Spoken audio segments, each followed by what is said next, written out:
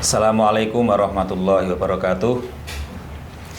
Pemirsa semuanya, jumpa lagi bersama kami kawan Dander dalam acara Bincang-Bincang Santai bersama Bapak Ali Mustafa SAG MHI. Apa kabar Bapak Ali? Assalamualaikum Mas Sitam, kabar baik? Alhamdulillah, sehat-sehat nggih? Alhamdulillah, sehat, lancar semuanya. Ya. Jadi begini Bapak, kita kan sering mendengarkan jargon daripada Kementerian Agama tentang moderasi beragama. Ya. Nah, sesungguhnya apa sih yang dimaksud dengan moderasi beragama itu sendiri? Iya. Moderasi beragama itu berasal dari kata-kata moderat. Moderat itu dalam bahasa Arab namanya wasaton. Jadi tidak kanan, tidak kiri. Jadi makanya ini menjadi jargon, slogan, misi dari Kementerian Agama yang harus segera dibumikan, dipopulerkan, ya, supaya nanti semua komponen bangsa ini itu bisa mengejawantahkan, mengaplikasikan dalam kehidupan sehari-hari tentang bagaimana cara beragama yang moderat. Oke, nah jika demikian, tentu ada hal-hal yang bisa kita kenali dari sikap moderat itu sendiri. Iya. Kira-kira apa saja Pak moderasi beragama itu, ciri-cirinya? Iya. Moderasi beragama itu ditandai dengan 4 ciri, ya. 4 unsur penting pokok yang harus ada ketika kita menyatakan dan mengaplikasikan moderasi beragama. Yang pertama itu adalah komitmen kebangsaan. Ya, komitmen kebangsaan. Kemudian yang kedua itu adalah toleransi, dan yang ketiga itu adalah anti kekerasan, dan yang keempat itu adalah akomodatif terhadap budaya lokal. 4 hal inilah yang menjadi sokok guru, ya, unsur penting dalam moderasi beragama itu. Nah, mengapa komitmen kebangsaan ini penting? Ya, karena kita saat ini itu berada dalam suatu negara NKRI.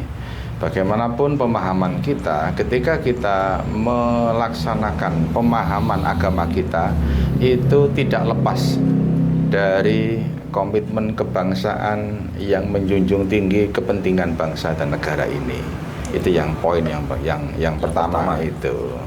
Terus kemudian dilanjutkan dengan yang kedua tentang toleransi. Kita harus menyadari bahwa negara kita bukan negara Islam.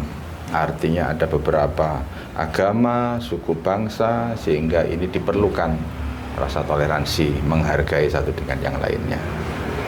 Dan yang ketiga tadi apa? Anti kekerasan. Jangan sampai kehidupan yang guyup rukun di Indonesia ini kemudian mudah diadu domba dengan paham-paham yang mengatasnamakan agama, sehingga ini sangat rentan sekali terhadap kekerasan, ya, itu.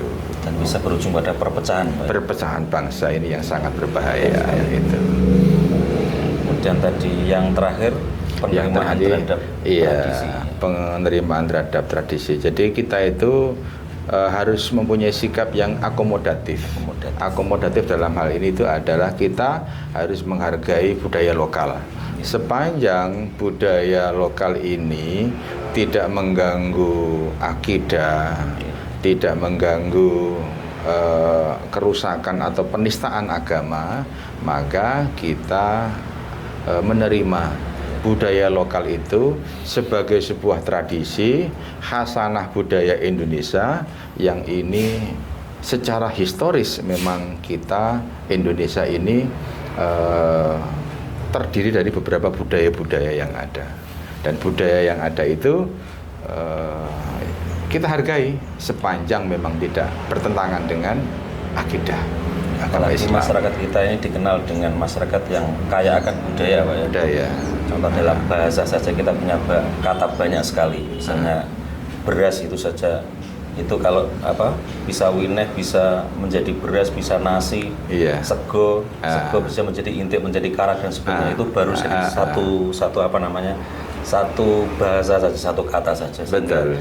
Sangat pantas sekali kalau kita harus akomodatif ini. Akomodatif, iya. Dalam Dalam bahasa Jawa semua proses itu ada makna filosofisnya.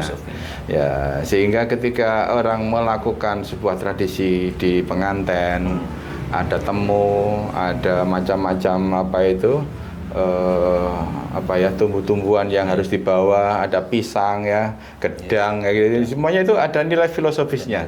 Sehingga hal-hal yang seperti ini meskipun di dalam agama itu tidak ada ajarannya, tetapi ini adalah hasil kreasi dari para leluhur kita dulu, orang-orang zaman dahulu itu ketika menciptakan yang seperti ini. Makanya sepanjang kita tidak terganggu akidah kita, saya kira no problem dan kita terima ya. Ini bentuk sebagai sikap akomodatif kita dan juga sebagai bentuk rasa syukur kita menjadi bangsa Indonesia ini, itu menggali sejarah kita, menggali tradisi yang ada, sehingga dengan tradisi itu kita bisa menemukan maknanya dan ternyata maknanya tidak bertentangan dengan betul ya. Kalau kita bisa menerapkan moderasi beragama dalam kehidupan kita, betapa indahnya Indonesia. Indonesia yang 280 juta, yang kaya akan budaya, suku, bangsa, kemudian ada beberapa agama yang juga hidup di sini, bisa hidup berdampingan, Masya Allah. Ini yang namanya rahmatan lil alamin. Nah, itu ya. Jadi cinta kasih bangsa yang ada di Indonesia itu akan terwujud ketika semua, ya, tidak hanya Islam ya, semua itu bisa menerapkan moderasi beragama, sehingga satu dengan lainnya akan hidup rukun, damai, sejahtera dalam NKRI ini gitu. Ya, ini contoh terakhir Pak ya, mungkin untuk tradisi akomodasi ini. Satu contoh kalimat lagi, mungkin panjenengan dari Jombang, dari Tinanyar. Iya. Nah, kita kebetulan dari Bojonegoro, itu juga ada salah satu bahasa yang mungkin ada di sini tidak ada di sana. Iya. Yang ada di sana juga tidak ada di sini. Contohnya misalnya seperti kebeteng. Itu kalau di Jombang ada nggak Pak, kebeteng itu? Kebeteng itu belum ada Pak. Nggak ada. Ini salah satu uniknya, sama-sama Jawa Timur, tapi bahasanya sudah berbeda. Nah, ini kalau kita temukan hal-hal kecil seperti ini, itu akan menjadi satu keindahan dan itu bisa menambah rasa syukur kita. Gitu. Oke. Terima kasih Bapak Ali Mustafa atas Sama-sama. waktunya untuk bincang-bincang kita. Alhamdulillah. Hari ini. Alhamdulillah. Luar biasa. Dan demikianlah pemirsa bincang-bincang kita pada pagi hari ini. Kita bisa simpulkan bahwa ada 4 pilar moderasi beragama. Yang pertama itu komitmen kebangsaan, kedua toleransi, ketiga anti kekerasan, dan keempat penerimaan terhadap tradisi. Saya Idam Laksono, terima kasih, mohon maaf. Wassalamualaikum warahmatullahi wabarakatuh. Waalaikumsalam warahmatullahi wabarakatuh.